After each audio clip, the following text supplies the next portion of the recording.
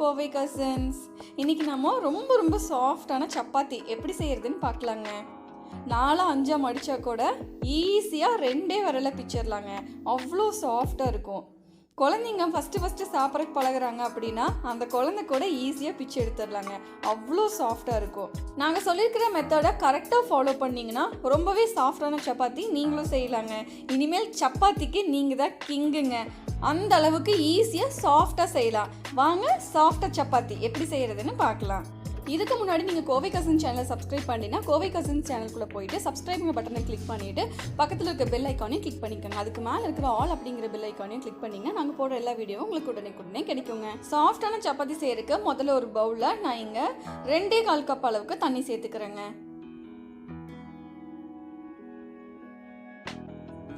இது கூடவே 1 table spoon அளவுக்கு நல்லெண்ணெய் சேர்த்துக்கோங்க.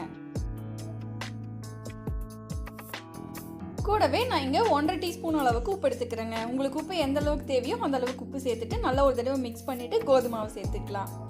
நான் இங்கே ஆசீர்வாத் கோதுமை மாவு தான் எடுத்துருக்கேங்க. இதில் 4 கப் அளவுக்கு சேர்த்துக்கிறேன். நீங்கள் எந்த மாவு எடுத்தாலும் இதே ப்ரொப்போர்ஷன் தாங்க. நான் இங்கே எப்போவுமே அரைச்ச கோதுமை மாவு தான் யூஸ் பண்ணுவேங்க. பட் ஆசீர்வாத் மாவுனா எல்லாராலையும் ட்ரை பண்ண முடியும் இல்லைங்களா, அதனால் நான் ஆசீர்வாத் மாவு எடுத்திருக்கேன். மாவை நீங்கள் அளந்து எடுக்கும்போது எந்த கப்பில் அளந்து எடுத்துருக்கிறீங்களோ அந்த கப்பில் நிறச்சி எடுக்கணுங்க. அப்போ தான் நாங்கள் சொல்லியிருக்கிற தண்ணியோட அளவுக்கு இந்த மாவு கரெக்டாக இருக்கும். மாவை சேர்த்துட்டு இதை நல்லா பிணைஞ்சு எடுத்துடலாங்க. நீங்கள் பிணையும் போது இது கொஞ்சம் ஸ்டிக்கியாக தான் இருக்குங்க. அதாவது கொஞ்சம் பிசுன்னு இருக்கிற மாதிரி தான் இருக்குங்க. அப்போ தான் சப்பாத்தி சாஃப்டாக வருங்க.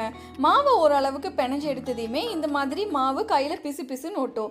இந்த ஸ்டேஜில் நம்ம வீட்டில் நார்மலாக குக்கிங்க்கு யூஸ் பண்ணுற எண்ணெயில் 2 டேபிள் ஸ்பூன் அளவு எண்ணெயை கையில் போட்டுட்டு அதை அப்படியே மாவு மேலே போட்டு மாவை நல்லா பிணைஞ்சு எடுத்துடலாங்க. அப்போ உங்களுக்கு கையில் மாவு ஒட்டாமல் பிணைஞ்சு எடுக்க முடியும். இந்த மாதிரி இதுதாங்க கரெக்டான கன்சிஸ்டன்சி.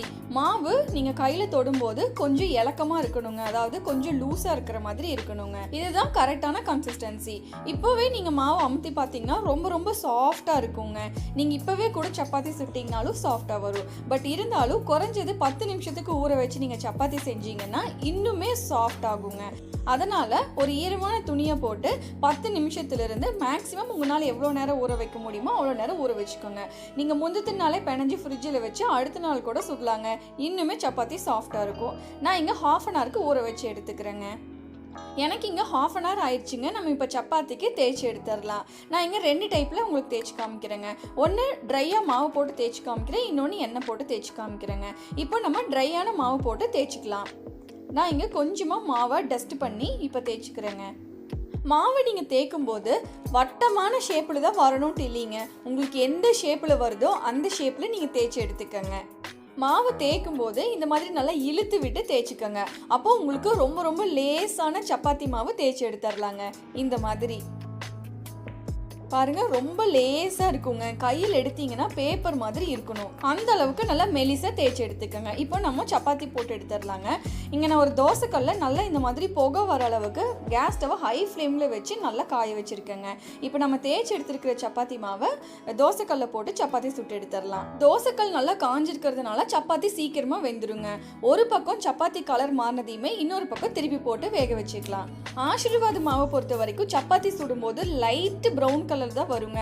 அதனால நீங்க சப்பாத்தி வேகலன்னு சொல்லிட்டு ரொம்ப நேரம் நீங்க கல்லுல விட்டுட்டீங்கன்னா சப்பாத்தி ரொம்ப மொறுன்னு கிறிஸ்பி ஆயிருங்க. சாஃப்டாவே வராது. அதனால ஒரு பக்கம் கலர் மாறி திருப்பி போட்டு இன்னொரு பக்கம் கலர் மாறினதையுமே ஒரே நிமிஷத்திலேயே லைட் ப்ரௌன்ல இருக்கிற சப்பாத்தி அங்கங்க டார்க் ப்ரௌன் ஆகுங்க. இந்த மாதிரி சப்பாத்தி போடும்போது எண்ணெயே போட வேண்டியது இல்லைங்க.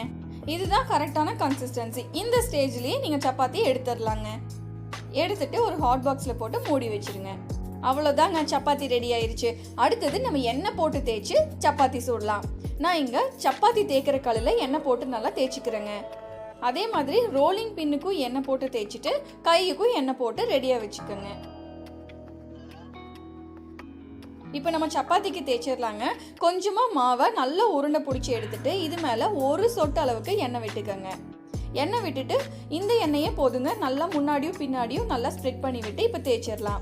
அதே மாதிரி தாங்க தேய்க்கும் போது நல்லா இழுத்து தேய்ச்சிக்கோங்க. அப்போது நம்ம மாவு போட்டு தேய்ச்சதை விட எண்ணெய் போட்டு தேய்க்கும் போது இன்னமும் நல்லா பேப்பர் மாதிரி கண்ணாடி மாதிரி வருங்க. இந்த மாதிரி வரணும். நீங்கள் ஷேப்பை பற்றி கவலையே படாதீங்க, தேக்க தேக்க ஷேப் வந்துடும். இந்த மாதிரி நல்லா லேசாக தேய்ச்சி எடுத்துக்கோங்க. நம்ம மாவு போட்டு தேய்ச்சி எடுத்த சப்பாத்தியை விட எண்ணெய் போட்டு தேய்ச்சி எடுக்கிற சப்பாத்தி இன்னமும் சாஃப்டாக இருக்குங்க. நாங்கள் முன்னாடி சொன்ன மாதிரியே தோசைக்கல்லை நல்லா புகை வர அளவுக்கு கேஸ் ஸ்டவ் ஹை ஃப்ளேமில் வச்சுட்டு காய வச்சுட்டு அதுக்கப்புறமா நீங்கள் சப்பாத்தி மாவை இதில் போட்டுட்டு நம்ம சுட்டு எடுத்துடலாங்க. சப்பாத்திக்கு ஒரு பக்கம் கலர் மாறினதையுமே இன்னொரு பக்கம் நீங்கள் திருப்பி போட்டு வேக வச்சு எடுத்துக்கலாம். சப்பாத்தி தேய்க்கும் போது ரொம்ப பேப்பர் மாதிரி லேசாக தேய்ச்சதுனால சீக்கிரமாக சப்பாத்தி வெந்துடுங்க. அதனால் அதிக நேரம் நீங்கள் கல்லில் விட்டுறாதீங்க. குறைஞ்சது 5 செகண்டுக்கு ஒரு தடவை திருப்பி போட்டு எடுக்கணுங்க. அவ்வளோதாங்க.